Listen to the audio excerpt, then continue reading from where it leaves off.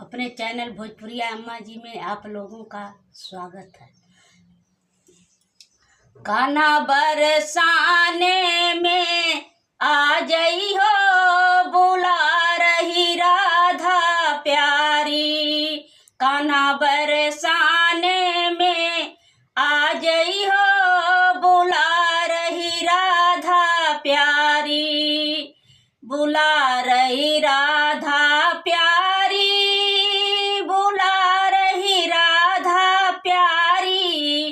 कान्हा बरसाने में आ जई हो, बुला रही राधा प्यारी।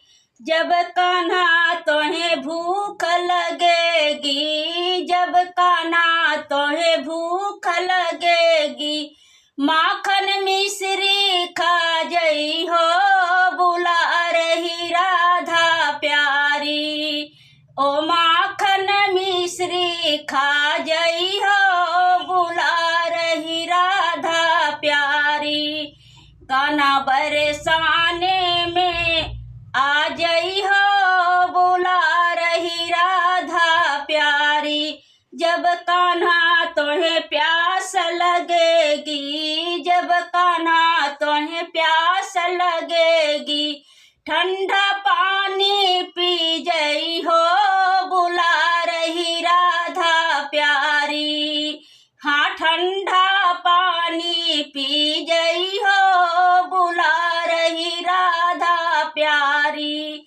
कान्हा बरसाने में आ जई हो, बुला रही राधा प्यारी।